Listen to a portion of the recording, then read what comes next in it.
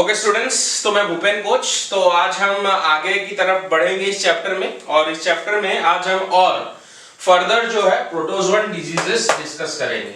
ठीक है ना। प्रोटोजोअन डिजीजेस के बारे में अगर हम लोग बात करें, वो डिजीजेस जो ह्यूमंस में प्रोटोजोआस के कारण होती हैं। ठीक है ना। एक प्रोटोजोअन डिजीज हम लोग ऑलरेडी डिस्कस कर चुके हैं, मलेरिया। तो आज हम लोग जो अगले प्रोटोजोअन डिजीजेस को यहाँ पर डिस्कस करेंगे। तो अगला जो हमारा यहाँ पर प्रोटोजोअन डिजीजेस है, ये है एमीबायसिस, या फिर इसको हम लोग क्या कहते हैं, एमीबॉइक डिसेंट्री भी कहते हैं। ठीक है ना बच्चा। प्रोटोजोआ का एक क्लास होता है एमीबॉइक प्रोटोजोआ। ठीक है ना। उस क्लास के जो स्पीसीज होते हैं वो ह्यूमंस में क्या कॉज करते हैं, एमीबिक डिसेंट्री। और पर्टिकुलरली कौन सा स्पीसीज है जो एमीबॉइक डिसेंट्री कॉज करता है, तो उस स्पीसीज का नाम है बच्चों यहाँ पर एंटमोएबा हिस्टोलाइटिका। ओके, तो ये है अपना एंटमोएबा हिस्टोलाइटिका। तो जो एंटमोएबा हिस्टोलाइटिका है, इसके नाम को हम लोग यहाँ पर समझने की कोशिश करेंगे। एंटमोएबा मतलब कि स्मॉल इंटेस्टाइन में रिसाइड करने वाला एमीबा। हिस्टोलाइटिका, ये जो वर्ड है आपका हिस्टो वर्ड आता है आपका हिस्टोलॉजी से, और हिस्टोलॉजी का मतलब तो आप लोगों को पता है, that is the study of tissues.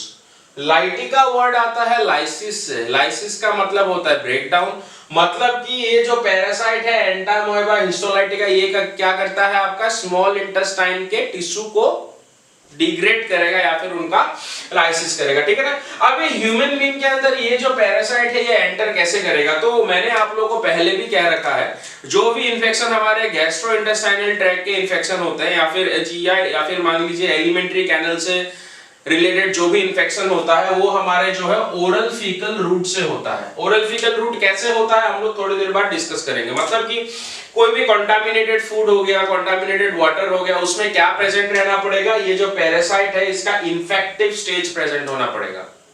Okay, और इसका कौन सा वाला इन्फेक्टिव स्टेज बच्चों, दिस क्वाड्रीन्यूक्लिएट सिस्ट, ये है infective stage to the human. ये क्वेश्चन पूछा जाता है लेकिन। ओके, और ये इन्फेक्टिव स्टेज जो है ह्यूमन के फूड में या फिर वाटर में कैसे आया, तो इस इन्फेक्टिव स्टेज को किसी, जैसे कि कोई फीसेस पड़ा है या फिर कोई किसी ने जो है डिफिकेशन बाहर करके रखा है जिसमें ये जो इन्फेक्टिव स्टेज प्रेजेंट है, तो इस इन्फेक्टिव स्टेज को जो हाउस फ्लाई है, दिस हाउस फ्लाई, ये हाउस फ्लाई क्या करेगा बच्चों, कैरी करके लाएगा। फिर ये जो हाउस फ्लाई है जब हमारे खाने के ऊपर बैठेगा या फिर पानी के ऊपर बैठेगा, तो ये जो इन्फेक्टिव स्टेज है वहां पे फूड में ये ट्रांसमिट कर देगा, फूड कंटामिनेट हो जाएगा, और उस फूड को जब एक ह्यूमन बीइंग आपका कंज्यूम करेगा, तो ये जो पैरासाइट है ये कहां पे चला जाएगा, ह्यूमन के लार्ज इंटेस्टाइन में चला जाएगा।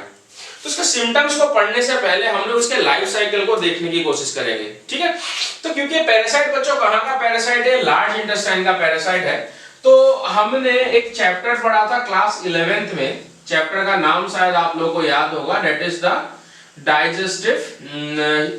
डाइजेशन एंड एब्जॉर्प्शन चैप्टर का नाम था। तो वहां पर हम लोग जो है इस तरह से क्या करते थे, लार्ज इंटेस्टाइन को ड्रॉ करते थे। यहाँ पर अपना एक वर्मीफॉर्म अपेंडिक्स हुआ करता था। ओके, ये अपना क्या था, this is our ascending colon, this is our transverse colon, this is our descending colon. यहाँ पे आपको सिग्मोइड मिलता था, and this is the rectum, और रेक्टम के बाहर आपको क्या मिलेगा, एक्सटेंड करता हुआ एनल कैनल इस तरह से देखने को मिलेगा। ओके, तो ये जो पैरासाइट है कहां का पैरासाइट है बच्चों, लार्ज इंटेस्टाइन का। तो पैरासाइट कहां पे रिसाइड करेगा, लार्ज इंटेस्टाइन में। लेकिन लार्ज इंटेस्टाइन में कहां, लार्ज इंटेस्टाइन के वॉल में। याद कीजिए इसी चैप्टर में, डाइजेशन एंड एब्जॉर्प्शन वाले चैप्टर में ही हमने क्या किया था, जो अपना लार्ज या फिर जो हमारा एलिमेंट्री कैनल था, एलिमेंट्री कैनल का हमने हिस्टोलॉजी पढ़ा था, है कि? तो एलिमेंट्री कैनल के हिस्टोलॉजी को आज दोबारा याद करेंगे हम लोग यहाँ पर। ठीक है ना। तो जो आउटर मोस्ट लेयर हुआ करता था, the outermost layer of our alimentary canal, क्या नाम था बच्चों, सेरोसा, है कि नहीं? उसके नीचे हमको एक और लेयर देखने को मिल रहा था, we are able to see the another layer, और वो लेयर कौन सा था बच्चों, मस्कुलरिस। याद है, उसमें दो तरह के मसल के अरेंजमेंट हुआ करते थे, एक तो आपका सर्कुलर अरेंजमेंट हुआ करता था मसल्स का, और दूसरा कौन सा अरेंजमेंट हुआ करता था, लॉन्गिट्यूडिनल अरेंजमेंट, है कि नहीं? मस्कुलरिस के नीचे हमको क्या मिलता है बच्चों, मस्कुलरिस के नीचे हमको मिलेगा यहाँ पर submucosa, will be able to see the submucosa like this. तो मैं यहाँ पे सब म्यूकोसा ड्रॉ करता हूँ, ठीक है ना। और एकदम अंदर आपको क्या देखने को मिलेगा, mucosa, the inner most layer will be your mucosa. Okay, और ये अपना अंदर क्या आ गया, this is the lumen. Labelling करें क्या, serosa, outer most layer is the serosa. फिर हमको क्या मिल रहा है यहाँ पर, मस्कुलरिस, ठीक है ना। मस्कुलरिस के नीचे हमको यहाँ पे क्या मिल रहा है, we are getting the submucosa. और एकदम अंदर हमको यहाँ पे क्या देखने को मिल रहा है, म्यूकोसा। ये जो पैरासाइट है एंटामोएबा हिस्टोलाइटिका, जैसा कि मैंने आपको थोड़ी देर पहले कहा कि ये लार्ज इंटेस्टाइन में मिलेगा, लार्ज इंटेस्टाइन के वॉल में मिलेगा। लार्ज इंटेस्टाइन के वॉल में कहां पे मिलेगा बच्चों, ये आपको सबम्यूकोसा में मिलेगा। मतलब इस तरह से आपको ये इन्फेक्टिव स्टेज सबम्यूकोसा में देखने को मिलेंगे, लाइक दिस, ठीक है ना। और सबम्यूकोसा में जब इनका इन्फेक्टिव स्टेज होता है बच्चों, उनको हम लोग मैग्ना फॉर्म कहते हैं, MAGNA, मैग्ना फॉर्म, ठीक है। ये जो मैग्ना फॉर्म है, ये जो सबम्यूकोसा में आपको पता होगा ब्लड वेसल्स वगैरह भी यहाँ पर प्रेजेंट होते हैं। तो ब्लड वेसल्स वगैरह से ये लोग न्यूट्रिशन वगैरह विड्रॉ करते हैं और उसके ऊपर फीडिंग करते हैं। और फीडिंग करने के बाद ये जो मैग्ना फॉर्म है ये क्या करता है, अपना नंबर इंक्रीज करता है, लाइक दिस। अब मैग्ना फॉर्म जब अपना नंबर इंक्रीज करता है, इंक्रीज करने के बाद ये क्या करेगा बच्चों, सबम्यूकोसा से ल्यूमेन की तरफ आने की कोशिश करेगा। और ल्यूमेन की तरफ आने की कोशिश करेगा तो उसका बैरियर क्या है, म्यूकोसा। तो ये म्यूकोसा को आपका क्या कर देगा, पेनिट्रेट कर जाएगा। It will penetrate the mucosa. और ये म्यूकोसा को पेनिट्रेट करने के बाद ये कहां एंटर हो जाएंगे, ये जो मैग्ना फॉर्म है, they will be enter into the lumen of large intestine. साथ ही साथ बच्चों क्या एंटर होगा, साथ ही साथ एंटर होगा ब्लड, क्योंकि ब्लड वेसल भी रैप्चर होंगे तो blood will also enter into the lumen. Okay, अब लार्ज इंटेस्टाइन के ल्यूमेन में क्या है, जो हमारा मैग्ना फॉर्म है वो मल्टीप्लाई होकर अंदर आ चुका है। और मैग्ना फॉर्म जब मल्टीप्लाई होकर इसके अंदर आ जाता है बच्चों, तो हम इसको कहते हैं माइन्यूटा फॉर्म, माइन्यूटा फॉर्म, ठीक है ना। ये जो माइन्यूटा फॉर्म होता है ये एनसिस्टेड होता है। एनसिस्टेड मतलब ये खुद को क्या करता है, कवर्ड अप करके रखता है। अब ये जो माइन्यूटा फॉर्म है ये क्या करेगा, लार्ज इंटेस्टाइन के ल्यूमेन में फर्दर डिवाइड करेगा, लेकिन डिवाइड इसका न्यूक्लियस करेगा। इसके पहले एक था, ये एक था माइन्यूटा फॉर्म एनसिस्टेड, फिर ये क्या करेगा, डिवाइड करेगा। तो एक से दो न्यूक्लियस बन गए, और दो न्यूक्लियस से बच्चों कितने न्यूक्लियस बन गए, यहाँ पर इसके 4 न्यूक्लियस बन गए। 4 मतलब क्वाड्रिक। तो ये रहा आपका क्वाड्री न्यूक्लिएट सिस्ट फॉर्म, तो बाहर एक सिस्ट रहेगा, ठीक है ना। तो लार्ज इंटेस्टाइन में आपका क्या फॉर्मेशन हो जाएगा, आपका quadri nucleate cyst form formation हो जाएगा। और लार्ज इंटेस्टाइन में जो भी अनडाइजेस्टेड फूड है, अनडाइजेस्टेड फूड के साथ ये फीकल मैटर के साथ बाहर निकल जाएगा। और साथ ही साथ क्या निकलेगा, ब्लड भी बाहर निकलेगा बच्चों, क्योंकि लार्ज इंटेस्टाइन में क्या आ गया था, यहाँ पर ब्लड वेसल डिग्रेड होने के बाद ब्लड भी आ गया था। अब जब ये स्टूल में कोई मक्खी वगैरह पड़ेगा, वो मक्खी क्या करेगा, ये जो है आपका क्वाड्री न्यूक्लिएट सिस्ट को दोबारा से कहां पे कैरी करके लेके जाएगा, फूड में, और फूड के थ्रू वो कहां पे जाएगा, ह्यूमन के बॉडी में। तो ह्यूमन के बॉडी में ये जो क्वाड्री न्यूक्लिएट है कहां पे जाएगा बच्चों, सबसे पहले इसोफेगस, इसोफेगस से कहां जाएगा, स्टमक, स्टमक से कहां जाएगा, स्मॉल इंटेस्टाइन, स्मॉल इंटेस्टाइन से बच्चों ये कहां पे जाएगा, थोड़ा इसको हम मिटा देंगे हम लोग। तो स्मॉल इंटेस्टाइन से ये आपका जाएगा लार्ज इंटेस्टाइन में, और लार्ज इंटेस्टाइन में जाने के बाद ये जो आपका क्या था, ये जो क्वाड्री न्यूक्लिएट सिस्ट था ये खुल जाएगा आपका। और ये खुलने के बाद यहां से क्या निकल जाएगा आपका, you will be getting the this amoeba, daughter amoeba.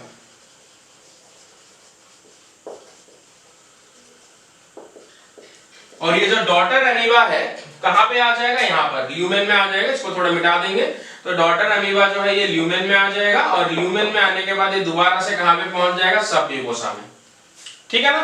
तो सबम्यूकोसा में फिर से वो क्या करेगा, फीडिंग करने लगेगा। फीडिंग करने के बाद जो है मैग्ना फॉर्म दोबारा से आपका माइन्यूटा फॉर्म बन के कहां चला जाएगा, इसके ल्यूमेन में, दोबारा से अनडाइजेस्टेड फूड के साथ बाहर आएगा आपका। तो ये जो साइकिल है बच्चों ये चलता रहेगा, ठीक है ना। तो यहाँ पे आप लोगों को क्या याद रखना है, infective stage to the human being, और किस तरह से होता है आपका ओरल फीकल रूट, जिसको हमने अभी यहाँ पे डिस्कस किया। प्लस इसका ट्रीटमेंट क्या है, तो इसका जो ट्रीटमेंट है, कुछ ड्रग्स होते हैं एंटीबायोटिक्स जैसे होते हैं, उसी तरह से एंटी प्रोटोजोल ड्रग्स भी होते हैं। तो ये जो है आपका मेट्रोनिजेडोल, ये आपका क्या है, एंटी प्रोटोजोल ड्रग है, ठीक है ना। तो मेरे ख्याल से आपका क्लियर हो गया होगा। आगे नेक्स्ट डिजीज को डिस्कस करते हैं। ओके स्टूडेंट्स, तो अब हम यहाँ पर अगले प्रोटोजोअन डिजीज को डिस्कस करेंगे।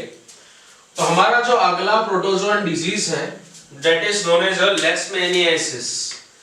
तो लेशमैनियासिस है, या फिर इसको काला अजहर कहते हैं, या फिर कॉमनली जो लोग होते हैं वो उसको ब्लैक फीवर भी कहते हैं। काला का मतलब वैसे भी ब्लैक ही होता है, क्यों कहते हैं ऐसा हम डिस्कस करते हैं। तो इसका जो पॉजिटिव ऑर्गेनिज्म होता है वो है आपका Leishmania donovani. This is the positive organism. Okay, तो प्रोटोजोआ का एक स्पीसीज है जिससे क्या हो रहा है, हमको यहाँ पर लेशमैनियासिस हो रहा है।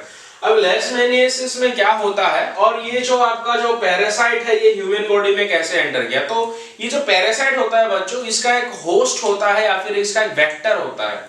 होस्ट मतलब कि जो क्या करेगा, इसको अपने अंदर रिटेन करके रखेगा, या फिर वेक्टर जो इसको ट्रांसमिट करने में हेल्प करेगा। तो इसका जो होस्ट या फिर जो वेक्टर है ये है फ्लेबोटोमस, या फिर इसको कॉमनली हम लोग सैंड फ्लाई कहते हैं। ये जो सैंड फ्लाई होता है बच्चों, actually female sand fly. Okay, जो फीमेल सैंड फ्लाई होती है वो क्या करती है, एनिमल्स के ब्लड के ऊपर फीडिंग करती है। एनिमल्स या फिर ह्यूमंस के ब्लड के ऊपर फीडिंग करेगी। उसको ब्लड की जरूरत क्यों होती है, उसके रिप्रोडक्टिव मैच्योरिटी के लिए चाहिए होता है। जो सैंड फ्लाई होती है वो जो फीमेल होती है उसका जो एग होता है उसके डेवलपमेंट के लिए क्या चाहिए होता है, उसको ब्लड चाहिए होता है। ठीक है, अब जब वो किसी ह्यूमन को बाइट करने के लिए आती है तो उसी चक्कर में ह्यूमन के अंदर वो ये प्रोटोजोआ को क्या कर देती है, ट्रांसमिट कर देती है। अब ये प्रोटोजोआ कहां पे आ जाता है बच्चों, एरिया ऑफ इन्फेक्शन। अब ह्यूमन बीइंग में एंटर कर गया और एरिया ऑफ इन्फेक्शन क्या होगा, यहां पर ब्लड होगा। और ये जो अब प्रोटोजोआ है ये ह्यूमन बीइंग के अंदर आने के बाद ये इंटरनल ऑर्गन्स में सीवियर डैमेज करना स्टार्ट कर देता है। सबसे पहले तो क्या होगा, अगर सिम्टम्स के बारे में बात करें तो सिम्टम्स होगा सबसे पहले फीवर। ओके, और फीवर के साथ साथ क्या होगा बच्चों, यहाँ पर जो लिवर होगा या फिर जो स्प्लीन होगा उनका साइज एनलार्ज होने लगेगा धीरे धीरे। एनलार्ज होने क्यों लगेगा, क्योंकि आपका जो ये प्रोटोजोआ है, ये प्रोटोजोआ क्या करेगा, आरबीसी को बहुत हाई स्पीड से क्या करने लगेगा, डिस्ट्रॉय करने लगेगा। और आरबीसी को जब ये हाई स्पीड से डिस्ट्रॉय करने लगेगा बच्चों, तो पर्सन को क्या हो जाएगा, anaemia and enlargement of liver and spleen. क्योंकि आपको पता है जो आरबीसी है उसका डिस्ट्रक्शन होने के बाद जो है फर्दर वो कहां पे जाएगा, आपका स्प्लीन में जाएगा।